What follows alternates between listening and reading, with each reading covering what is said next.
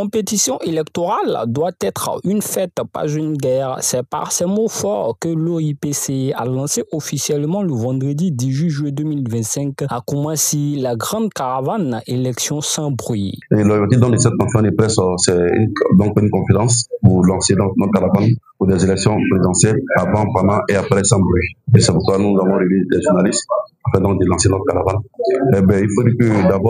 Il faut d'abord la sensibilisation, la formation donc des leaders de jeunesse, des femmes, des guides religieux, des chefs de communauté. Une campagne citoyenne ambitieuse qui sillonnera les zones sensibles d'Abidjan et de l'intérieur du pays. Il faut dire que nous avons fait en tout cas pas mal de villes au niveau de l'intérieur, à savoir Bouaké, Demoukro, Daoukro, Touba, Séguéla, pour ne citer que sur ailleurs qu'on a eu également aussi. On a plein de villes à faire à l'intérieur. Depuis 13 ans, l'OIPC œuvre pour une société plus juste, plus stable. Cette fois, l'objectif est clair, former des ambassadeurs de paix, lutter contre les fake news et réveiller les consciences. Nous voulons préserver le climat de paix qui existe déjà en Côte d'Ivoire.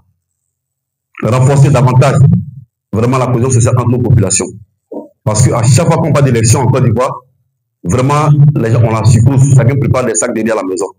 Il faudrait que quand on parle d'élection en Côte d'Ivoire, ça doit être des débats d'idées, des débats vraiment intéressants, où on partage vraiment nos idées, nos programmes de gouvernement.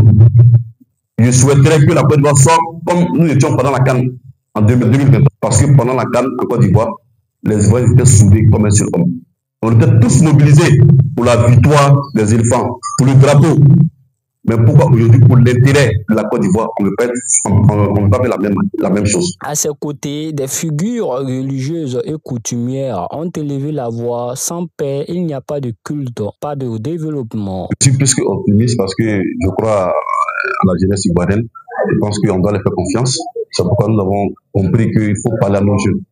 Et nous voulons faire cette campagne de sensibilisation pour renforcer davantage la cohésion sociale et la paix en Côte d'Ivoire. Alors que la tension monte souvent à l'approche des scrutins, cette conférence sonne comme un souffle d'apaisement et soulignons que l'ONG existe depuis 2012.